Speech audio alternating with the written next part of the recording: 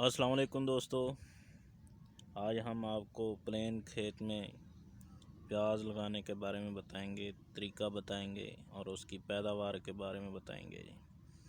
इससे पहले कि हम आपको बताएं, हमारे चैनल को सब्सक्राइब करें, हमारी वीडियो को लाइक करें, शेयर करें और सजेशन है तो कमेंट सेक्शन में कमेंट करें। हमारे साथ इस वक्त हैं साकिब भाई से पूछते हैं जी ये कब इन्होंने काश्त किए जी। अस्सलाम वालेकुम साकिब भाई, सलाम। क्या हाल चाल, ठीक ठाक हैं? ठीक ठाक है, बिल्कुल अल्लाह का शुक्र है जी, ये सबसे पहले तो ये बताएं कि प्लेन ये जो सीधे खेत में आपने लगाए प्याज, जी। ये कब लगाए हैं? ये नवंबर के शुरू में लगाए हैं। ठीक है जी। तो ये बीज कौन सा है? नसरपुरी बीज है जी।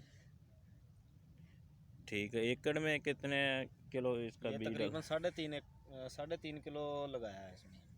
ठीक है जी। कैसे पानी लगा के छटा इसमें देते हैं या क्या करते हैं नहीं, इसको? सबसे पहले इसमें रूटावाटर चलाया, ठीक उसके है। बाद इसको हलों के नीचे सुहागा दिया है, ठीक है। उसके बाद बी का छट्टा लगाया, उसके बाद 2 ट्राली रूड़ी बरीक ठीक इस है। पे ऊपर खिलारी है, उसके ऊपर फिर एक दफ़ा सुहागा दिया है, हम्म, तो उसके बाद इसको पानी लगा दिया। ठीक है। खाद भी डाली है इसमें कोई डीएपी? जी, एक बोरी डीएपी इसमें डाली है। ठीक है जी। उसके बाद इसके ऊपर स्प्रे भी की है जब ये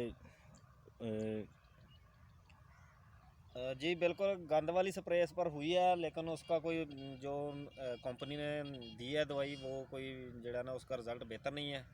इसलिए हमने यही समझा है कि आइंदा से जो है ना स्प्रे इस्तेमाल ना की जाए, क्योंकि ये वैसे भी सर्दी का मौसम होता है, इसमें गंद शंद वैसे नहीं होता, इसलिए एक आध गोडी हल्की फुल्की करनी पड़ती है, इसलिए स्प्रे में जाना ज़रूरी नहीं है। नहीं, माशाल्लाह आपके जो प्याज हैं ये काफ़ी अच्छे लग रहे हैं। ये आपने इसको कितनी गोडियाँ की हैं? जी, इसमें सिर्फ एक गोडी की ज़रूरत पड़ी है इसको, अब आइंदा भी इसको कोई ज़रूरत नहीं पड़ेगी। ठीक हो गया। इसके ऊपर चलो पहले तो खाद रोड़ी वगैरह डाली आपने, जी इसके बाद में इसके ऊपर खाद डाली है? जी, एक बोरी गुआरा की डाली है। ठीक ठीक है है। जी। और कोई सुंडी वगैरह के लिए कोई जी, स्प्रे चिलसाओ का वगैरह? फंगीसाइड स्प्रे जो है ना वो किया है एक, तो उसके अलावा कोई नहीं है, सुंडी वगैरह का अभी तक कोई इस पर मसला नहीं है।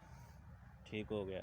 तो ये इसकी एक तो ये इसको गोडी एक करनी पड़ी है, इसका जो बीज है पहले पनीरी वगैरह लगाते हैं वो उसकी बचत हो गई, गोडी भी एक करनी पड़ी है। जी, ठीक है। उसके बाद ये इसकी पैदावार बताएं, जो खेलियों पे लगाते हैं उससे इसकी कितनी ज़्यादा पैदावार निकलती है? इसकी पैदावार जो है जो 4 गुना खेलियों पर, अगर ये इधर 1 एकड़ लगा हुआ है तो उधर 4 एकड़ लगेंगे तो इसकी पैदावार बराबर आएगी। आपका कहने का मतलब है कि ये 4 गुना इधर से ज़्यादा जो है जी इसकी पैदावार जी निकलेगी। बिल्कुल, तो उसका ये है, ये भी फ़ायदा है कि ये आम प्याज से पहले ये तैयार हो जाएगा, एडवांस। ठीक हो गया। एक तो इसका फ़ायदा हो गया जी कि पनीरी पहले नहीं लगानी पड़ती, जी साथ ही इसको छट्टा दे देते हैं। जी ठीक है। उसके बाद इसको गोडी कम करनी पड़ती है, उसके बाद ये 4 गुना माशाल्लाह फसल देती है। जी ठीक है। और उसके बाद ये दूसरी फसल से पहले भी आ जाती है। जी। ठीक है जी। तो इसके अलावा को आप लोगों को कुछ सजेस्ट करना चाहें, को मशवरा देना चाहें कि ये कब ज़्यादा बेहतर रहेगा ये ऐसे लगाने के लिए? ये बेहतर है, नवंबर के शुरू में लगाएं, ये बिल्कुल बेहतर है। आपका खर्चा भी कम होगा, आपको पैदावार भी ज़्यादा मिलेगी और रेट भी ज़्यादा मिलेगा। और टाइम पे भी फसल आ जी जाएगी। बिल्कुल, टाइम पे फसल ठीक आ हो गया जाएगी। जी। तो ये अब कितने दिन और लेगी, 1 माह लेगी या ये 20-25 दिन? तकरीबन 1 माह के अंदर इसकी पटाई शुरू हो जाएगी, जो बड़ा होता जाएगा उसको पटते जाएंगे या उखाड़ते जाएंगे, ऐसा ऐसा ये काम चलता रहेगा। ठीक है। मतलब ये एक साथ से पटाई नहीं करते, आस्ता आस्ता जी, जो बड़े ऐसा बड़े ऐसा बड़े जी बड़े होते बिल्कुल। हैं उसको निकालते जी जाते हैं। ठीक हो गया जी। माशाल्लाह जी, ये इन्होंने बहुत अच्छी इन्फॉर्मेशन दी है। ये 1 एकड़ जिनके पास है वो इस तरह लगा के देखें सीधे खेत में जी। एक तो पनीरी पे लगाने पे जो खर्चा आता है जी, उसके बाद जी पनीरी को उखाड़ के जब खेलियों पे लगाते हैं, खेलियों का खर्चा अलग से आता है।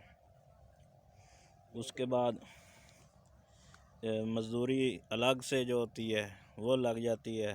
ठीक है। उसके बाद जो पानी और गोडी शोडी जो खालियों के ऊपर वो ज़्यादा करनी पड़ती है। तो इस तरह साकिब भाई ने बताया है कि जो इसको सिर्फ़ एक गोडी की हुई है, जो वो भी अभी की है, पहले इसको कोई गोडी नहीं की। ठीक है, तो उम्मीद है कि आप लोगों को हमारी ये वीडियो पसंद आई होगी, हमारा आइडिया भी पसंद आया होगा। अगर कोई इसके बारे में क्वेश्चन है, कोई सवाल है, तो आप कमेंट सेक्शन में हमें बताएं। अस्सलाम वालेकुम जी।